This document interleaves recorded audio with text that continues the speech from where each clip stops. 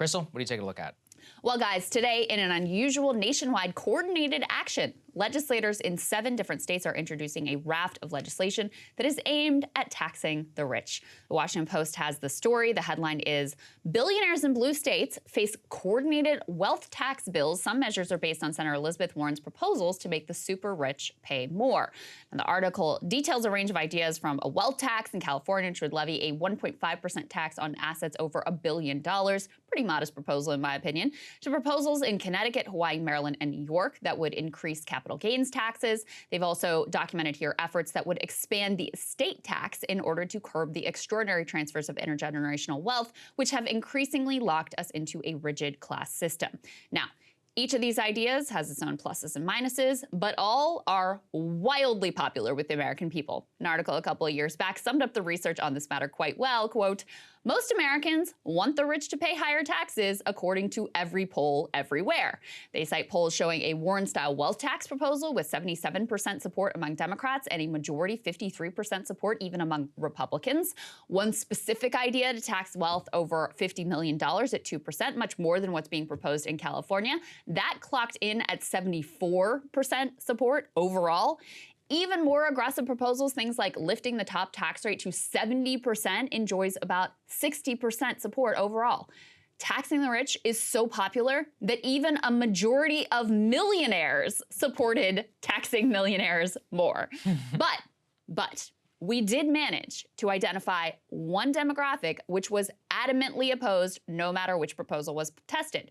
Wealthy, bespectacled, bow tie wearing business anchors. This really comes from the Senator Elizabeth Warren. This comes from her playbook that you don't just tax income, you go after people's assets and wealth. And maybe it doesn't have legs, but this is something that is going to resonate with many members of the public. The demonstrable reality is, as Greg Valliere says, get out the moving vans. Here come the moving vans, is what he says, right. Verbatim. I mean, this has been proven to Florida and other states as well.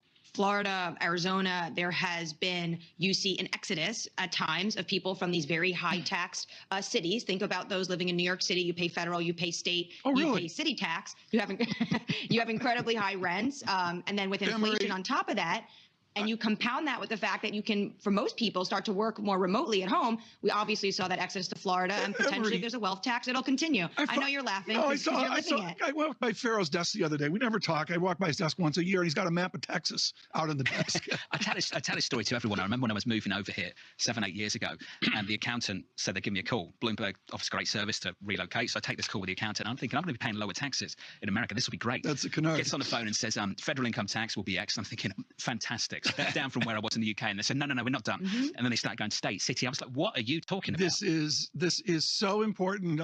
I'll let you go back to Anne-Marie here, John. The summation of the many taxes is and then the property taxes on top of that. Question I keep asking is, how on earth do you retire? Personally love here how the segment just devolves into a big pity party about how unbearably high their taxes are and how low taxes for the rich in the U.S. are a, quote, canard. Here's a little reality check. Thanks to Trump's tax cut, the wealthiest Americans, once all taxes are considered, local, state, and federal, pay less in taxes than any other income group. Take a look at these graphics. On one side, you can see what a reasonable tax system looks like, where the wealthier actually pay more. Back in 1950, that is the way our system worked. But with the end of the New Deal era and the rise of market fundamentalism and trickle-down and the onslaught of unfettered money in politics, we've now got the relationship completely upside down. Again, after those Trump tax cuts, for the first time in 2018, the richest Americans paid a lower tax rate than every single other group.